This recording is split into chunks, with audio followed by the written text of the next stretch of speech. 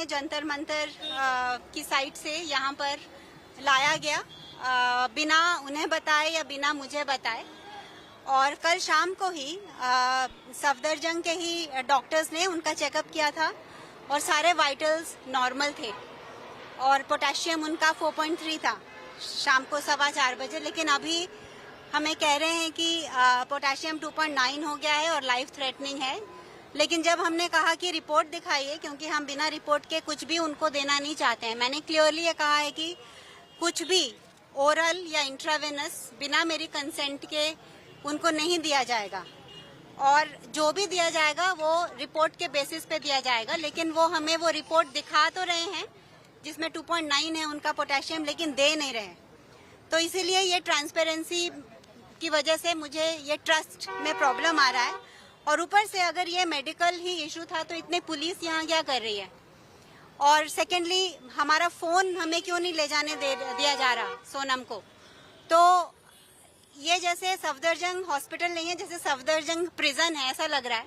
इतने सारे पुलिस हैं उस फ्लोर पे और जो 2.9 ये कह रहे हैं जिसके बेसिस पे ये इंट्रावेनस देना चाहते थे पोटेशियम, जो मैंने मना कर दिया है, वो 2.9 मेडिकली पॉसिबल नहीं है कि एक ही शाम में 4.3 से 2.9 आ जाए। मैम, क्या आपको लग रहा है कि सोनम की हंगर स्ट्राइक तोड़वाने की कोशिश की जा रही है?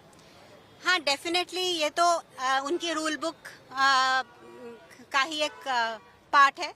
ये तो हमको पता ही था कि वो कोशिश करेंगे कि जो मंडे, एक्चुअली ये जो पिछले 20 दिनों से प्रोटेस्ट चल रहा है, ये एक मिसाल है देश में कि जिस जेनजी को इतना उनके बारे में बुरा भला कहा जा रहा था, उसी जेनजी ने ये दिखाया है कि कितने पीसफुल प्रोटेस्ट से, कितने सही तरीके से हम अपनी मांगों को आगे रख सकते हैं। तो ये प्रोटेस्ट इतने अच्छे तरीके से किया जा रहा है और इसीलिए सोनम वांगचुक इसके साथ ये जुड़े, बहुत ऑर्गेनिकली इसके साथ जुड़े, क्योंकि उनको यूथ की ये मांग बिल्कुल सही लग रही थी कि एजुकेशन के लिए, एजुकेशन की ट्रांसपेरेंसी के लिए, एग्जामिनेशन के लिए जो यूथ मांग कर रहे हैं, जो उनका भविष्य इस पे डिपेंडेंट है, वो बिल्कुल सही है मांग।